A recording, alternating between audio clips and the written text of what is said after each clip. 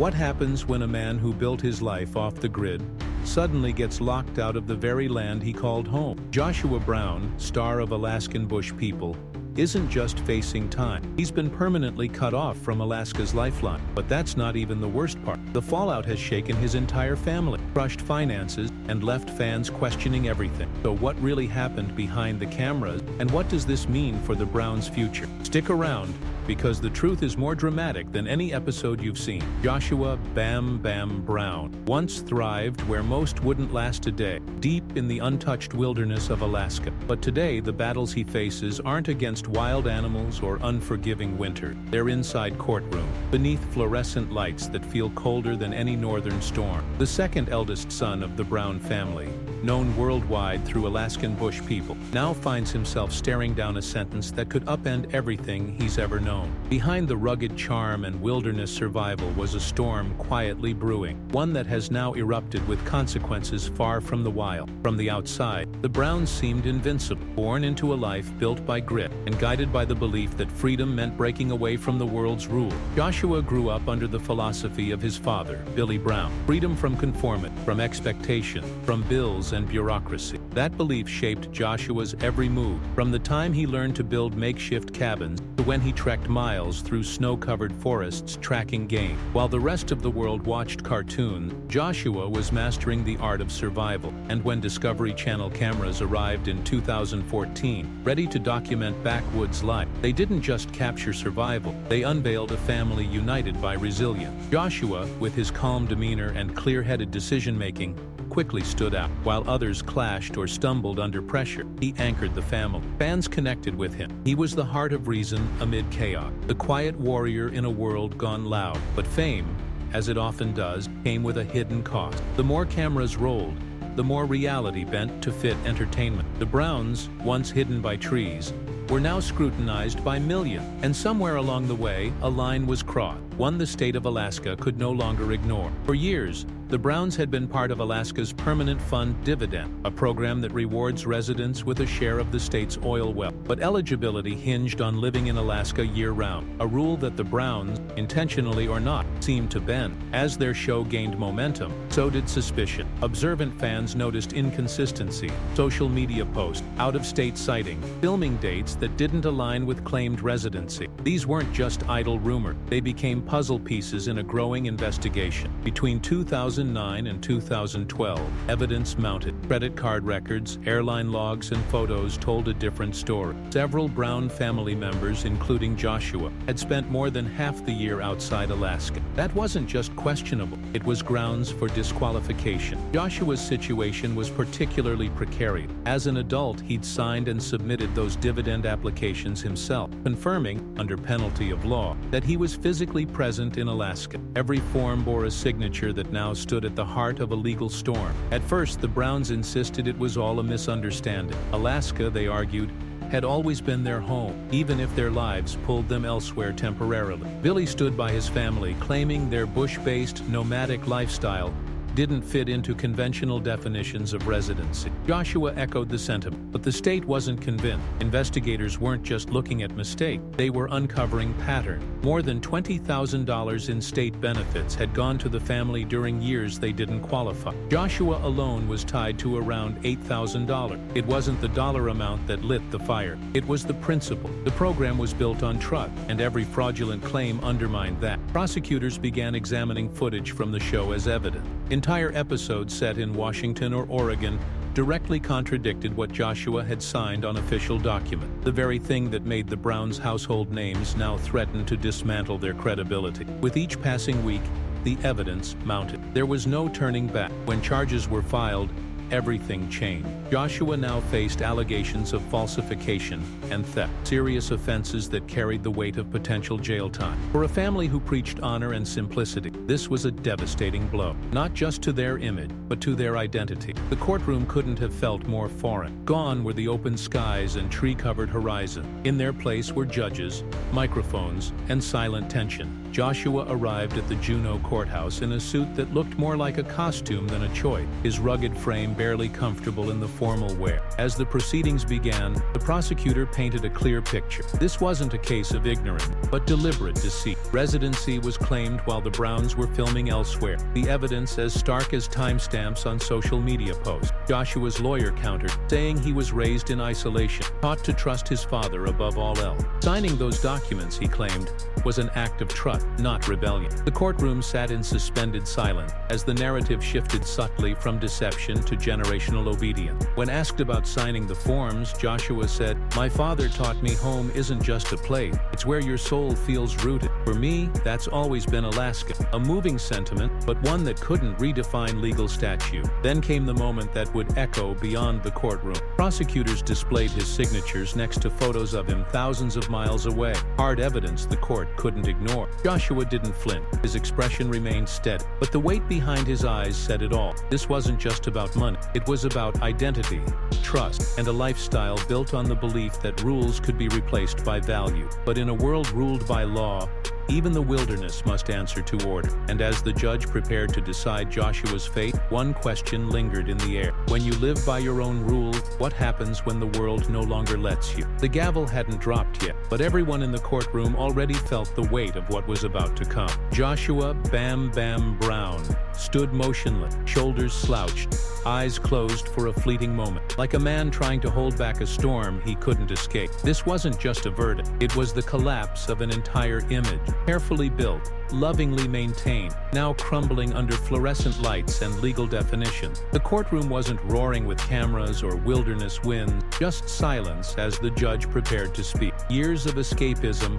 of survival tales broadcast to millions, had funneled into this very moment. And now came the fall. Every charge echoed louder in that silence. The judge methodically outlined the allegation, knowingly falsifying information for Alaska's permanent fund dividend and making unsworn false claims. It was clinical, almost sterile in delivery, but what followed pierced far deeper. Travel receipts, credit card activity, sightings far from Alaska's harsh frontier. This wasn't just bending the truth. This was a severance between the myth of the off-grid lifestyle and the digital paper trail proving otherwise. The words that followed hit like a final frost. Guilty. The air thinned. The wilderness warrior wasn't being judged in the wild, but in a courtroom, and the verdict cut clean through years of public belief. He had always represented something pure to many viewers. Resilience, rebellion, a return to simplicity. That illusion, carefully wrapped in snow-covered wood cabins and survivalist grit, now lay exposed. You knowingly received benefits you were not entitled to,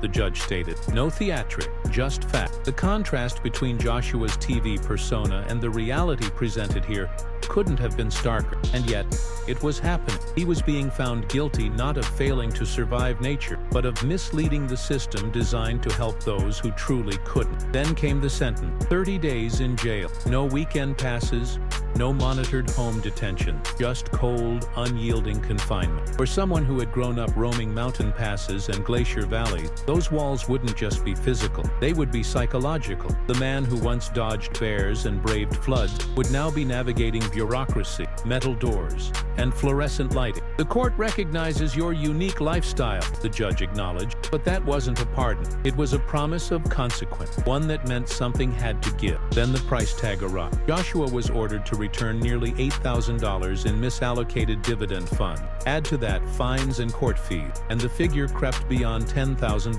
For a family once filmed rationing supplies and building their own shelter, this wasn't a number. It was a hit to their already fragile financial ecosystem. Yet it wasn't just about dollars. The repayment became a public acknowledgement. These weren't just forms filled out wrong. These were funds taken that belonged to others, to a community that depended on every cent. Still, the judge wasn't done. 40 hours of community service to be performed in Alaska within 6 months of release. The same land he was found to have left behind would now be the one he'd have to serve. Service offers a path back, the judge added, suggesting a form of atonement. But Joshua's eyes didn't light up at the mention of redemption. They just darkened. Not from rebellion, not from denial, but from something that looked a lot like quiet surrender. And then, the harshest cut of all, a lifetime ban from ever receiving the permanent fund dividend again. That one line redefined everything. No appeal window, no probation period. It was permanent, irrevocable. Even if he chose to return to Alaska for good, even if he became its most law-abiding citizen, that door would stay shut. That part of Alaska, the shared wealth, the belonging, was closed to him forever. Legal analysts later pointed out how rare this was. It wasn't just punishment, it was exile. Reporters in the courtroom caught a fleeting expression on Joshua's face as that final blow landed. Not shock, not resistance, just resignation. The man who had once built his world out of snow and silence now faced a wilderness far more unfamiliar, one where cameras couldn't edit, where mistakes couldn't be shaped into story art. And when court officers moved in to take him and Billy into custody, he didn't flinch. Instead, he turned to his mother, Amora, for a final moment. Quiet words passed between them, words the world wouldn't hear. For once, a piece of the Brown story remained sacred, untouched by lens or judgment. Then the handcuffs clicked, cold metal on warm wrist. It wasn't just freedom that left the room. It was the past. The sentence wasn't just legal. It was spiritual, a severance between the man and the myth he'd lived. And outside that courtroom, the ripple effects began. Back at Browntown,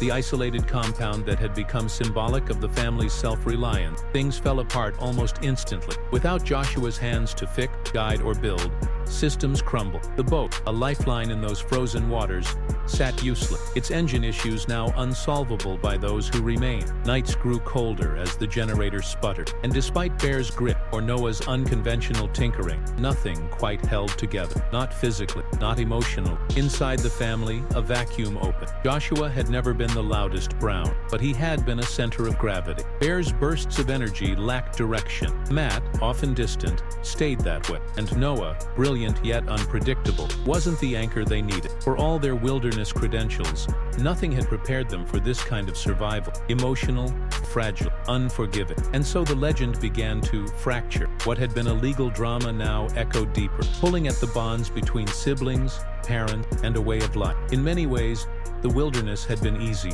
It was predictable. This wasn't. And for the millions who had followed their journey, this chapter wasn't just shocking, it was heartbreaking. It left one burning question hanging in the minds of fans and critics alike. When the world you built from scratch begins to unravel, how do you survive a truth you can't outrun? Joshua Brown's sentencing didn't just shake the headline, it sent a powerful shockwave through the very heart of the Brown family's identity. For a clan built on a carefully cultivated image of rugged independence and unbreakable unity, the aftermath was nothing short of disorienting. Bird, who once thrived in the rhythm of remote living, now found herself scrambling to keep everyone fed without Joshua's hunting prowess. She tried to carry on, but every missing rabbit trap, every empty freezer shelf, reminded her of the brother who once shouldered half the burden. Gabe tried to fill the leadership vacuum, yet every decision he made was haunted by an invisible comparison to the choices Joshua would have made. That quiet, almost sacred harmony that viewers admired on screen